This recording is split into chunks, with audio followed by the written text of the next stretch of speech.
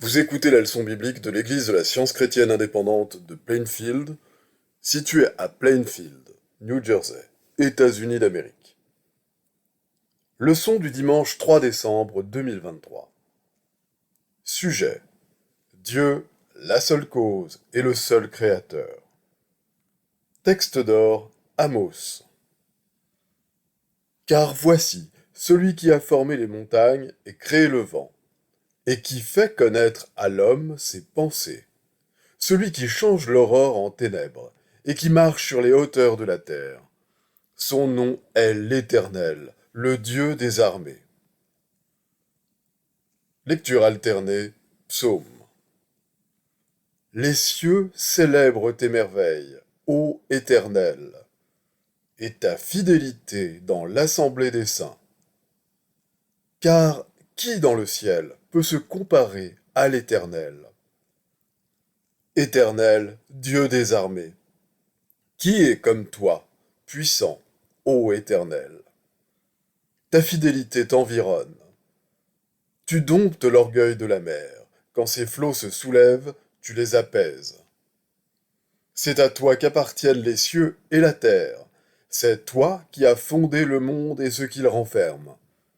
Tu as créé le nord et le midi. Heureux le peuple qui connaît le son de la trompette. Il marche à la clarté de ta face, ô Éternel. Il se réjouit sans cesse de ton nom, et il se glorifie de ta justice. Car tu es la gloire de sa puissance, c'est ta faveur qui relève notre force. La Bible. Les cieux racontent la gloire de Dieu, et l'étendue manifeste l'œuvre de ses mains. Le jour en instruit un autre jour, la nuit en donne connaissance à une autre nuit. Au commencement, Dieu créa les cieux et la terre. Puis Dieu dit: faisons l'homme à notre image, selon notre ressemblance, et qu'il domine sur les poissons de la mer, sur les oiseaux du ciel, sur le bétail, sur toute la terre, et sur tous les reptiles qui rampent sur la terre. Dieu créa l'homme à son image, il le créa à l'image de Dieu. Il créa l'homme et la femme. Dieu les bénit, et Dieu leur dit: soyez féconds, multipliez, remplissez la terre et l'assujettissez, et dominez sur les poissons de la mer, sur les oiseaux du ciel, et sur tout animal qui se meut sur la terre. Dieu vit tout ce qu'il avait fait, et voici, cela était très bon. Interroge les bêtes, elles t'instruiront. Les oiseaux du ciel, ils te l'apprendront. Parle à la terre, elle t'instruira, et les poissons de la mer te le raconteront. Qui ne reconnaît chez eux la preuve que la main de l'Éternel a fait toutes choses? Il tient dans sa main l'âme de tout ce qui vit, le souffle de toute chair d'homme. L'Éternel dit à Josué, fils de Nun, serviteur de Moïse: Moïse, mon serviteur, est mort. Maintenant, lève-toi, passe ce Jourdain, toi et tout ce peuple, pour entrer dans le pays que je donne aux enfants d'Israël. Tout lieu que foulera la plante de votre pied, je vous le donne, comme je l'ai dit à Moïse. Nul ne tiendra devant toi, tant que tu vivras. Je serai avec toi comme j'ai été avec Moïse. Je ne te délaisserai point, je ne t'abandonnerai point. Josué donna cet ordre aux officiers du peuple. Sanctifiez-vous, car demain l'Éternel fera des prodiges au milieu de vous. Et Josué dit aux sacrificateurs: portez l'arche de l'alliance, et passez devant le peuple. Ils portèrent l'arche de l'alliance, et ils marchèrent devant le peuple. L'Éternel dit à Josué: aujourd'hui je commencerai à t'élever aux yeux de tout Israël, afin qu'ils sachent que je serai avec toi, comme j'ai été avec Moïse. Quand les sacrificateurs qui portaient l'arche furent arrivés au Jourdain, et que leurs pieds se furent mouillés au bord de l'eau, le Jourdain regorge par-dessus toutes ses rives tout le temps de la moisson. Les eaux qui descendent d'en haut s'arrêtèrent et s'élevèrent en un monceau à une très grande distance, près de la ville d'Adam, qui est à côté de Tsartan. Les sacrificateurs qui portaient l'arche de l'alliance de l'Éternel s'arrêtèrent de pied ferme sur le sec, au milieu du Jourdain, pendant que tout Israël passait à sec, jusqu'à ce que toute la nation eût achevé de passer le Jourdain. Quand Israël sortit d'Égypte, quand la maison de Jacob s'éloigna d'un peuple barbare, Juda devint son sanctuaire, Israël fut son domaine.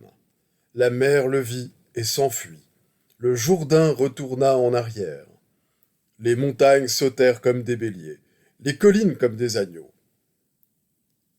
Qu'as-tu, mer, pour t'enfuir, Jourdain, pour retourner en arrière? Qu'avez-vous, montagnes, pour sauter comme des béliers, et vous, collines, comme des agneaux? Tremble devant le Seigneur, ô terre, devant le Dieu de Jacob, qui change le rocher en étang, le roc en source d'eau. Jésus se retira vers la mer avec ses disciples. Une grande multitude le suivit de la Galilée, et de la Judée, et de Jérusalem, et de l'Idumée, et d'au-delà du Jourdain, et des environs de Tyr et de Sidon. Une grande multitude, apprenant tout ce qu'il faisait, vint à lui. Il chargea ses disciples de tenir toujours à sa disposition une petite barque, afin de ne pas être pressés par la foule, car il guérissait beaucoup de gens. Ce même jour, sur le soir, Jésus leur dit, « Passons à l'autre bord. » Après avoir renvoyé la foule, ils l'emmenèrent dans la barque où il se trouvait. Il y avait aussi d'autres barques avec lui. Il s'éleva un grand tourbillon, et les flots se jetaient dans la barque, au point qu'elle se remplissait déjà. Et lui, il dormait à la poupe, sur le coussin. Ils le réveillèrent et lui dirent, « Maître, ne t'inquiètes-tu pas de ce que nous périssons ?» S'étant réveillé, il menaça le vent et dit à la mer, « Silence, tais-toi !» Et le vent cessa, il y eut un grand calme. Puis il leur dit, « Pourquoi avez-vous ainsi peur? Comment n'avez-vous point de foi ?» Ils furent saisis d'une grande frayeur, et ils se dirent les uns aux autres, « Quel est donc celui-ci à qui obéissent même le vent et la mer? » À l'Éternel la terre et ce qu'elle renferme, le monde et ceux qui l'habitent. Car il l'a fondée sur les mers et affermi sur les fleuves. Qui donc est ce roi de gloire? L'Éternel des armées, voilà le roi de gloire. Je vais maintenant lire les passages corrélatifs tirés du livre d'études de la science chrétienne, Science et santé, avec la clé des Écritures de Mary Baker Eddy. Dieu crée et gouverne l'univers, y compris l'homme. L'univers est rempli d'idées spirituelles que Dieu développe, et elles obéissent à l'entendement qui les crée. L'homme, reflétant le pouvoir de Dieu, a la domination sur toute la terre et tout ce qu'elle comprend. Les mortels ne pourront jamais comprendre la création de Dieu tant qu'ils croiront que l'homme est un créateur. Les enfants de Dieu déjà créés ne seront discernés que dans la mesure où l'homme trouvera la vérité de l'être. C'est ainsi que l'homme réel et idéal apparaît dans la proportion où disparaît ce qui est faux et matériel.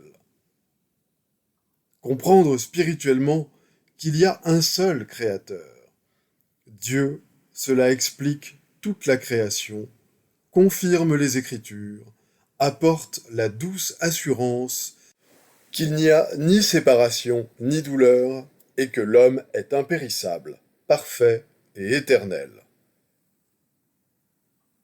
L'univers, de même que l'homme, doit être interprété par la science en partant de son principe divin, Dieu, et alors il peut être compris. Mais expliqué sur la base du sens physique et représenté comme sujet à la croissance, à la maturité et à la décadence, l'univers, de même que l'homme, est et doit continuer d'être une énigme. L'adhésion, la cohésion et l'attraction sont des propriétés de l'entendement. Elles appartiennent au principe divin et maintiennent l'équilibre de cette pensée-force qui lança la Terre dans son orbite et dit à la vague orgueilleuse « Jusqu'ici, mais pas plus loin ». L'esprit est la vie, la substance est la continuité de toute chose. Nous foulons des forces. Retirez-les, et la création s'écroulera forcément. La connaissance humaine les appelle forces de la matière, mais la science divine déclare qu'elles appartiennent entièrement à l'entendement divin, qu'elles sont inhérentes à cet entendement, et elle les remet ainsi à leur juste place et dans la classification qui leur convient. Le monde s'écroulerait sans l'entendement, sans l'intelligence qui rassemble les vents dans ses mains. Ni la philosophie, ni le scepticisme ne peuvent entraver la marche de la science qui révèle la suprématie de l'entendement. Le sens immanent de l'entendement-force met en valeur la gloire de l'entendement. La proximité, non l'éloignement, confère de l'enchantement à cette perspective. Les minéraux composés, ou l'agrégat de substances formant la Terre, les rapports qui existent entre les masses constituantes, les magnitudes, les distances et les révolutions des corps célestes ne sont d'aucune importance réelle quand on se rappelle qu'ils doivent tous disparaître devant le fait spirituel par le remplacement de l'homme et de l'univers dans l'esprit. Dans la mesure où cela s'effectuera, on verra que l'homme et l'univers sont harmonieux et éternels. Le pouvoir erroné est une croyance matérielle, une prétendue force aveugle, le produit de la volonté, non de la sagesse, de l'entendement mortel, non de l'immortel. C'est la cataracte impétueuse, la flamme dévorante, le souffle de la tempête. C'est la foudre et l'ouragan, tout ce qui est égoïste, pervers, malhonnête et impur. La puissance morale et la puissance spirituelle appartiennent à l'esprit qui retient le vent dans ses mains. Et cet enseignement est en accord avec la science et l'harmonie. Dans la science, il ne peut y avoir de pouvoir opposé à Dieu, et il faut que les sens physiques abandonnent leurs faux témoignages. Votre influence pour le bien dépend du poids que vous mettez du bon côté de la balance. Le bien que vous faites et qui s'exprime en vous vous donne le seul pouvoir que l'on puisse obtenir. Le mal n'est pas pouvoir, c'est un semblant de force qui bientôt trahit sa faiblesse et tombe pour ne jamais se relever. Jésus dit « Je savais que tu m'exauces toujours ». Et il ressuscita Lazare d'entre les morts, apaisa la tempête, guérit les malades et marcha sur les flots. Nous sommes divinement autorisés à croire à la suprématie du pouvoir spirituel sur la résistance matérielle. Le miracle accomplit la loi de Dieu, mais ne viole pas cette loi. Ce fait semble à présent plus mystérieux que le miracle lui-même. Le psalmiste chanta « Qu'as-tu, mer, pour t'enfuir, Jourdain, pour retourner en arrière? Qu'avez-vous, montagnes, pour sauter comme des béliers, et vous, collines, comme des agneaux? Tremble devant le Seigneur, ô terre, devant le Dieu de Jacob. » Le miracle n'introduit pas le désordre, mais déroule l'ordre primitif, établissant la science de la loi immuable de Dieu. Seule l'évolution spirituelle est digne de l'opération du pouvoir divin. L'univers de l'esprit reflète le pouvoir créateur du principe divin, la vie, qui reproduit les formes innombrables de l'entendement et gouverne la multiplication de l'idée composée, l'homme. L'arbre et la plante ne donnent pas de fruits en vertu d'un pouvoir de propagation qui leur est propre, mais parce qu'ils reflètent l'entendement qui inclut tout. Un monde matériel implique un entendement mortel et l'homme en tant que créateur. La création divine scientifique proclame l'entendement immortel et l'univers créé par Dieu. L'entendement infini crée et gouverne tout, de la molécule mentale à l'infinité. Ce principe divin de tout exprime la science et l'art à travers toute sa création, et l'immortalité de l'homme et de l'univers.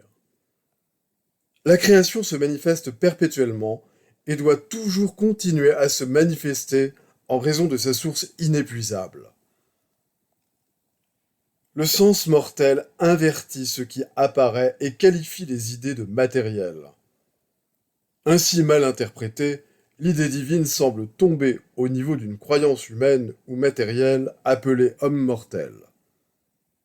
Mais la semence est en elle-même uniquement parce que l'entendement divin est tout et reproduit tout, parce que l'entendement est le multiplicateur et que l'idée infinie de l'entendement, l'homme et l'univers, est le produit. La seule intelligence ou substance d'une pensée, d'une semence ou d'une fleur, c'est Dieu, leur créateur.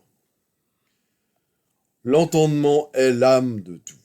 L'entendement est la vie, la vérité et l'amour, et il gouverne tout. La nature proclame la loi naturelle et spirituelle et l'amour divin. Mais la croyance humaine interprète mal la nature. Les régions arctiques, les tropiques ensoleillés, les montagnes gigantesques, les vents ailés, les vagues puissantes, les vallées verdoyantes, les fleurs joyeuses et les cieux glorieux témoignent tous de l'entendement, l'intelligence spirituelle qu'ils reflètent. Les apôtres floraux sont des hiéroglyphes de la divinité. Les soleils et les planètes enseignent des leçons sublimes.